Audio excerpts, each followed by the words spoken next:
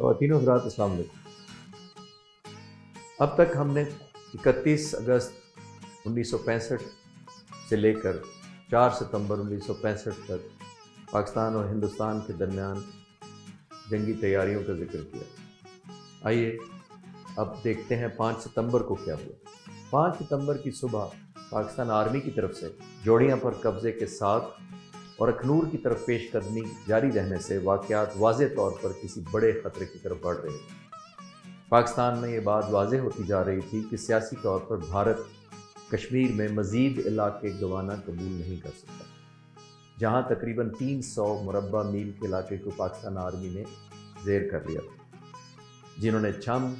دیوا، سکرانہ اور جوڑیاں پر اپنا قبضہ جما لیا تھا۔ چونکہ ہندوستان آرمی واضح طور پر پاکستان کی جارحیت کو روکنے سے قاصر تھی، اس لیے دوسرے محاذوں پر جنگ پھیلنے کا امکان بہت بڑھتا جا رہا۔ اس خیال کو آل انڈیا ریڈیو پر نشر ہونے والے کئی پراسرار پیغامات نے مزید تقویت دی۔ یہ ان دنوں کی بات ہے کہ ہندوستان کی طرف سے نفسیاتی اور معلوماتی جنگی تکنیک استعمال کرنے کی ایک بھرپور کوشش کی گئی کہ ریڈیو پر کئی اعلانات کیے گئے کہ اگلے 24 گھنٹے میں دہلی کے علاقے میں شدید بارش ہوگی۔ اس اعلان کا مقصد یہ تھا کہ ہندوستان آنے والے دنوں میں موسم کی خرابی کی وجہ سے پاکستان پر حملہ نہیں کرے گا۔ ہمیشہ چوکس رہنے والے ایئر کموڈور سعید اللہ خان، جو ڈائریکٹر آپریشنز کے طور پر کام کر رہے تھے، اس واقعے کو یاد کرتے ہوئے کہتے ہیں کہ پاک فضائیہ کے محکمہ موسمیات سے معلومات حاصل کرنے سے پتہ یہ چلا کہ دہلی کے قریب بارش کا بالکل کوئی امکان نہیں ہے، لہٰذا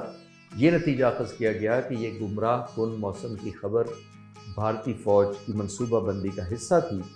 جس کا مقصد بھارتی حملے کو ناممکنات کے طور پر پیش کیا جانا تھا،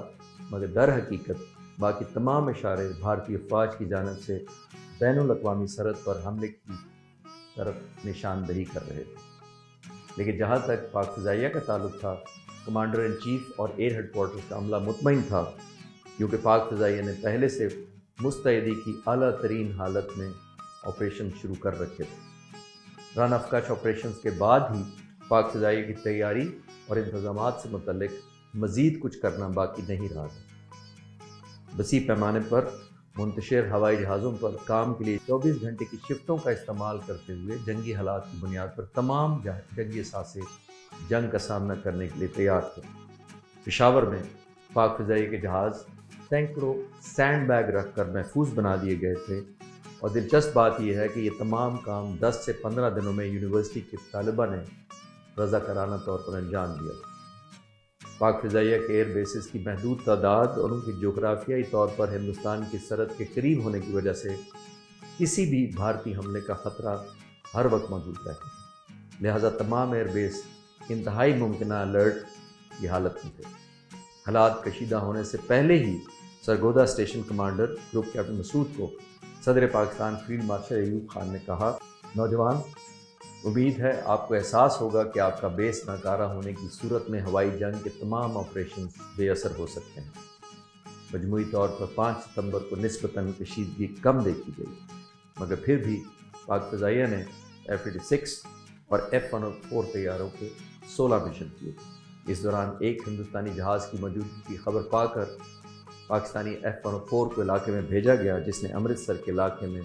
اس کی سپر سونک فلائٹ کی وجہ سے ہونے والے دھماکوں نے انتہائی خوف پیدا کر دیا،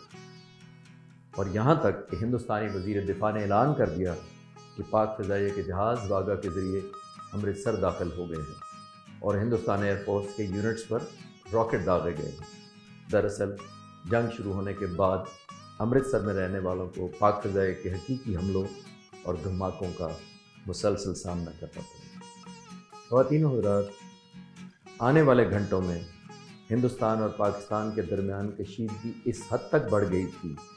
کہ جنگ سے بچنا تقریباً ناممکن ہوتا جا رہا ہے۔ پاکستان ایئر فورس زندہ باد، پاکستان آئندہ باد۔